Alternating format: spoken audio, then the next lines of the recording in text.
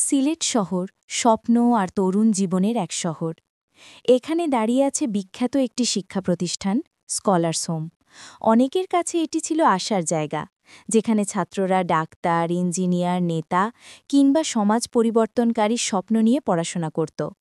কিন্তু ২০২৫ সালের শুরুর দিকে এই প্রতিষ্ঠানের দেয়ালগুলোতে ভেসে আসে শোক, ক্ষোভ আর প্রতিবাদের সুর। আজমান আহমেদ ড্যানিয়েল এক নরম স্বভাবে স্বপ্নবাজ দ্বাদশ শ্রেণীর ছাত্র। বন্ধুরা তাকে মনে রাখত তার মিষ্টি হাসির জন্য, ক্রিকেট খেলার প্রতি ভালোবাসার জন্য আর বিদেশে গিয়ে উচ্চশিক্ষা নেওয়ার স্বপ্নের জন্য। কিন্তু সেই হাসির আড়ালে জমছিল এক ঝড়। শিক্ষাজীবনের চাপ সামলাতে হিমশিম খাচ্ছিল আজমান। প্রি-টেস্ট পরীক্ষায় ব্যর্থ হওয়ার পর তার প্রয়োজন ছিল উৎসাহ আর দিক নির্দেশনা। অথচ সে পেয়েছিল কটূক্তি, অপমান আর অবহেলা। তার পরিবার অভিযোগ করে কিছু শিক্ষক শুধু তাকে নয়, তার বাবা মাকেও অপমান করেছিলেন।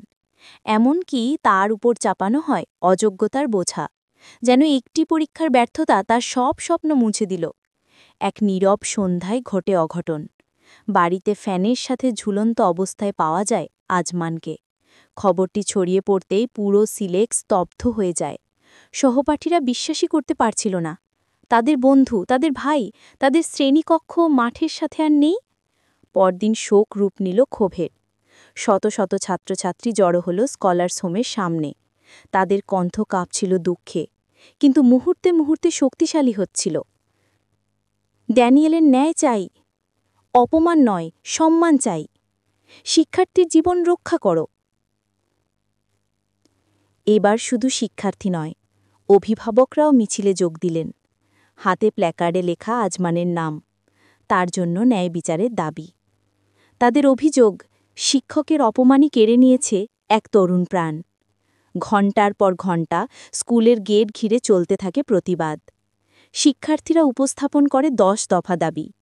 দায়ীদের পদত্যাগ, শিক্ষার্থীদের হয়রানি বন্ধ, মানসিক চাপে থাকা শিক্ষার্থীদের কাউন্সেলিংয়ের ব্যবস্থা, পরীক্ষায় ফেল করলে অবমাননা নয় বরং সহায়তা, আর বিদ্যালয়ে এমন পরিবেশ তৈরি করা যেখানে স্বপ্ন বাঁচে, স্বপ্ন মরে না। শিক্ষক ও প্রশাসন ভিতরে হতবাক হয়ে তাকিয়ে রইলেন। প্রথমবারের মতো ভেঙে গেল নীরবতা। ছাত্রদের কণ্ঠস্বর, যা সাধারণত ভয় আর শৃঙ্খলার আড়ালে চাপা পড়ে থাকে, সেদিন হয়ে উঠল বজ্রধ্বনি। অভিভাবকদের চোখে জল, মনে ক্ষোভ। তারা জানতেন আজমানের ট্র্যাজেডি শুধু তার নয়, এটি যে কোনো সন্তানের ক্ষেত্রেই ঘটতে পারত। আর সিলেট শহর নিজেকে প্রশ্ন করতে শুরু করল, কী ধরনের শিক্ষা ব্যবস্থা এমন যেখানে উৎসাহের জায়গায় অপমান দেওয়া হয়? কী ধরনের শিক্ষক এমন যারা স্বপ্ন ভেঙে দেয়, গড়ে তোলে না?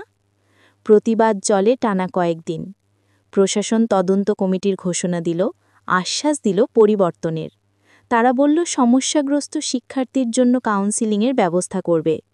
কিন্তু শিক্ষার্থীরা সতর্ক করল, কথায় নয়, বাস্তবে পরিবর্তন চাই।